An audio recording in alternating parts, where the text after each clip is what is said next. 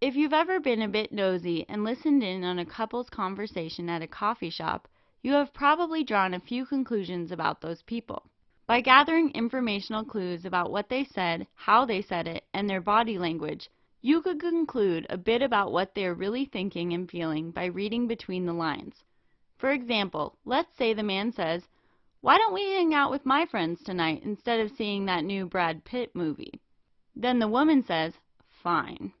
But her annoyed tone of voice, crossed arms, and her rolling eyes are all clues that point to the fact that she is not fine with this at all. You wouldn't have to know these two people to draw the conclusion that she doesn't want to hang out with his friends and is annoyed at the thought of missing the movie. Drawing conclusions is using information that is implied or inferred to make meaning out of what is not clearly stated. Writers give readers hints or clues that help them read between the lines, since not everything is explicitly stated or spelled out all the time. If that were the case in books and in real life, then the coffee shop conversation would have resulted in the woman saying exactly how annoyed she was, rather than simply saying the word "fine" in a suggestive manner. In order to effectively draw conclusions, readers need to consider what they already know from their own experiences, gather all of the information that the author has given them, characters' personalities, feelings and motivations, the time period and place, conflicts, etc. For example, it is common knowledge that animals out in the wild usually run or fly away if a human walks up to them. So when reading Snow White and the Seven Dwarfs to some beginning readers, you could pause after reading that all of the animals flocked to Snow White's side as she sang to them, and ask what that says about the kind of person Snow White seems to be. By asking this question, you're encouraging students to use what they know about animals' behavior and the clue about how the animals are behaving in the story to draw the conclusion that Snow White is probably an animal lover, is kind to them, and they like her and are kind to her.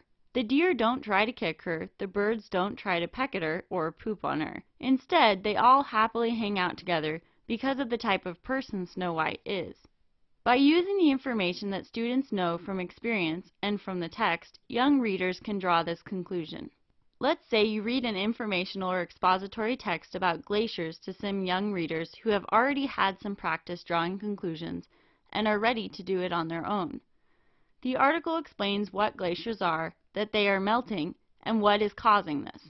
As you read, you pause to answer questions and have students write down the most important facts that they learn about glaciers. When you finish, you can ask students to write down a conclusion about why it is important to know that the glaciers are melting.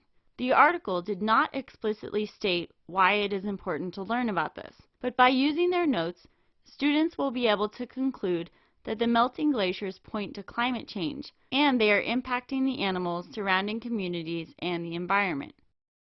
For more advanced readers, drawing conclusions often comes up in the form of multiple choice questions on reading comprehension exams. These questions allow students to demonstrate that they not only understood what they read, but that they also can collect the important facts or clues to choose the best conclusion that fits with what they read. For example, on an exam, a student reads a passage about the giant panda. The passage describes the giant panda's forest habitat in different provinces in China, its size, which is comparable to the American black bear, and states that it is an endangered species with only about 1,600 left in the wild. More than 300 pandas live in zoos and breeding centers around the world, mostly in China. The question that follows this passage asks, which of the following conclusions is best supported by the passage? A. The giant panda is going to be extinct in the next 50 years. B. No type of bear can compare in size to the giant panda.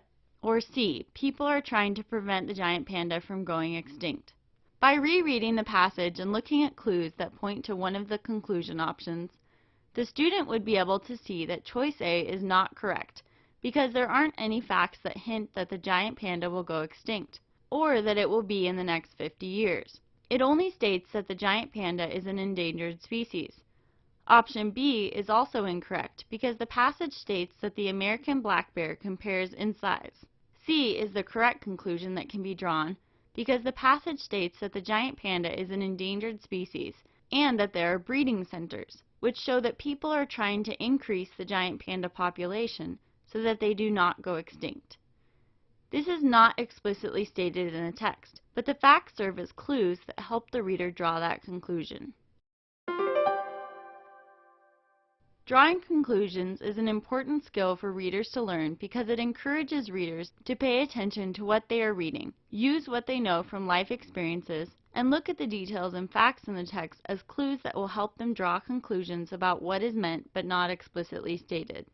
Drawing conclusions is using information that is implied or inferred to make meaning out of what is not clearly stated. When drawing conclusions, readers need to consider what they already know from their own experiences, gather all of the information that the author has given them, characters' personalities, feelings and motivations, the time period and place, conflicts, etc.